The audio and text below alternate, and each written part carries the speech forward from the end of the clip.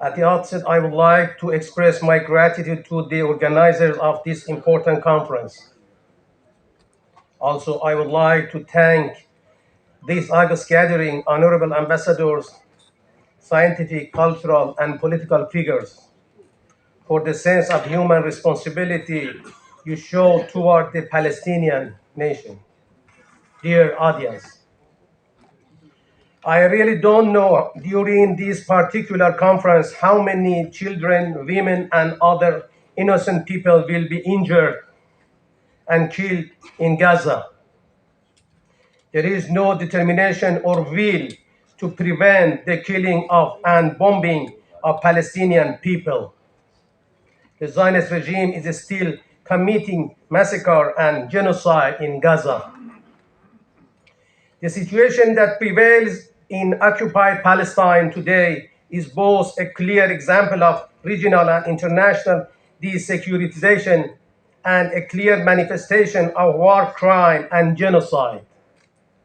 The issue of Palestine, that is the 7-decade-long occupation of the land of an ancient people, the displacement of the majority of its native inhabitants, and suppression and humiliation of the population still living in Gaza and the West Bank is not a Palestinian-Israeli issue, nor it is not an Arab-Israeli issue, or even a Muslim-Israeli issue.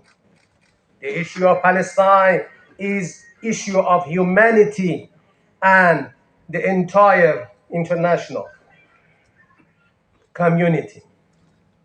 And therefore, all states and each and every person bears the responsibility for putting an end to this inhumane and shameful crisis.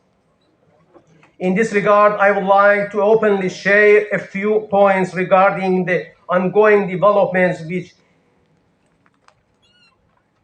created the defensive operation of the Palestinian resistance against the Israeli occupation. First of all, what is happening in the occupied Palestine, and especially in Gaza, constitutes a source of deep concern, regret, and shame for humankind. The atrocities that are taking place are double injustice to a nation that has already been subjected to brutal occupation for 75 long years and has been deprived of all human rights and human dignity. No conscientious soul and no responsible government may remain indifferent to the heinous atrocities that are being perpetrated and the very dangerous effect and consequences that this situation may carry on the regional and global peace and security. For more than 7 decades now, a proud people has been deprived of its right to self-determination and other fundamental human rights, while its land and home have been under occupation. During these 7 decades, without the slightest regard for the laws and norms of international law, including international humanitarian law and human rights, and with the full backing and support of the United States of America, which has immunized the regime against any forms of accountability and punishment, the occupying Zionist regime has committed the most heinous of war crimes against humanity and the crime of genocide.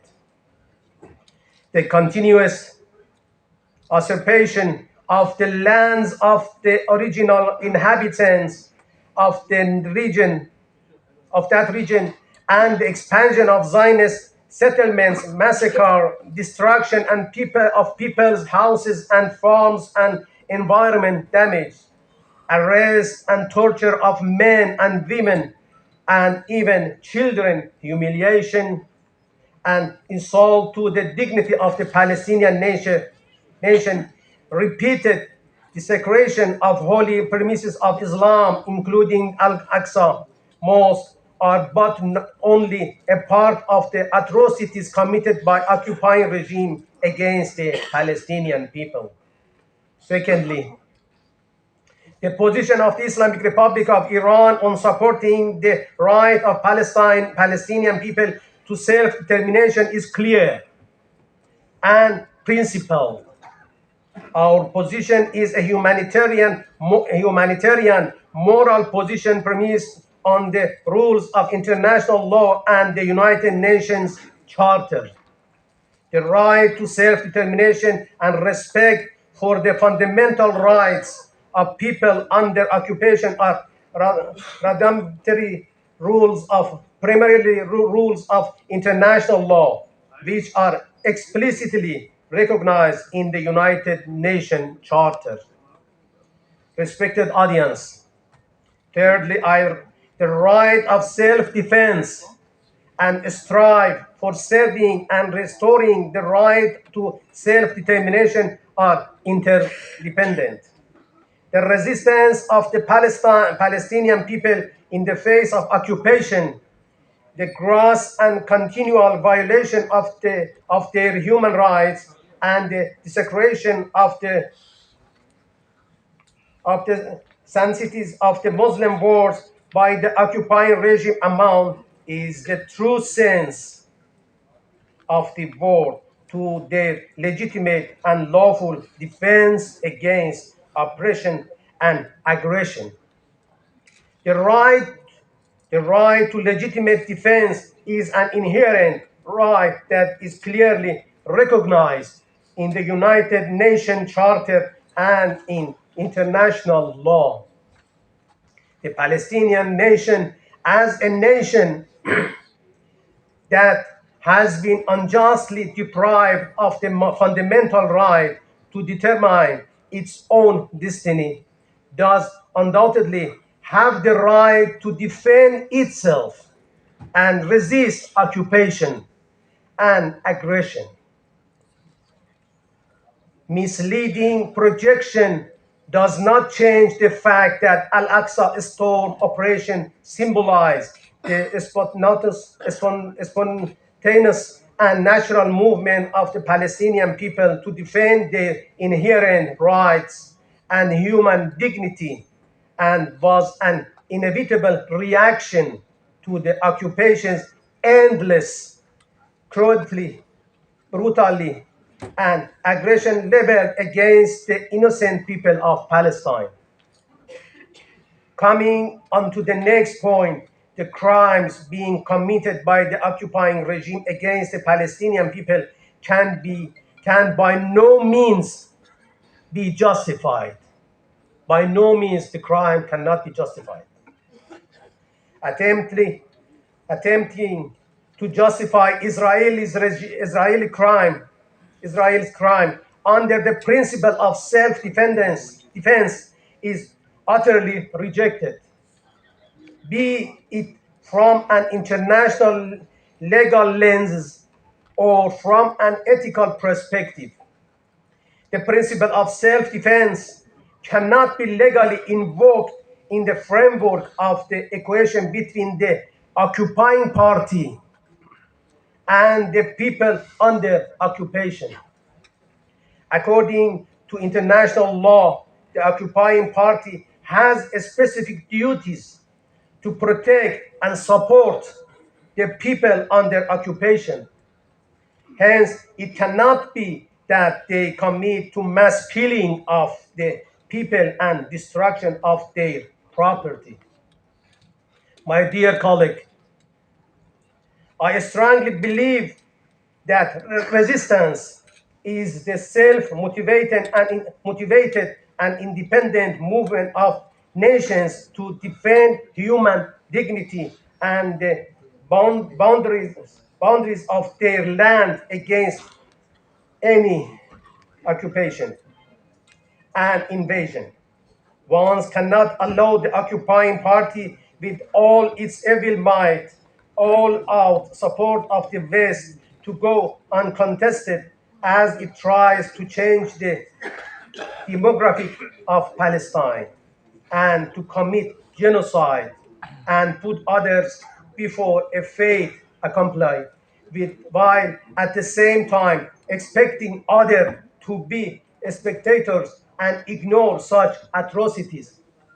They prefer that all over people all over the world be silent against the crimes which Zionist regime is doing daily.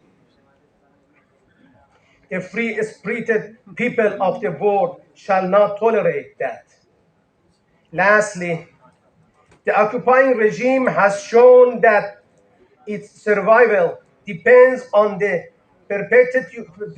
perpetuity of insecurity and its expansion. Restraint and responsible behavior and compliance with the rules and principles of international law cannot be expected of such an entity. Nevertheless, its supporters are expected to fulfill their responsibilities and contain this regime. Therefore, they need reconsider their approach soon as possible. Dear colleague, the Islamic Republic of Iran is aware of its responsibilities toward international peace and security, and at the same time, it will adhere to its fundamental and legitimate issue of supporting the legal and human rights of the Palestinian people to defend and resist occupation and aggression until the realization of their right to self-determination. I strongly remind the supporters of the occupying regime of their responsibility to reign in the Zionist regime and stop its criminal acts, including its attempt genocide of the Palestinians and creating major demographic changes in the future of the occupied Palestine. Undoubtedly, this juncture in time will, with all its suffering and bitterness for the oppressed Palestinian nation, shall pass soon. The time will pass. The action and reaction of individuals, states, and international organizations in relation to the crisis and the position they adopt regarding this unequal battle will record it in the history. I hope that we can make the right decision to defend humanity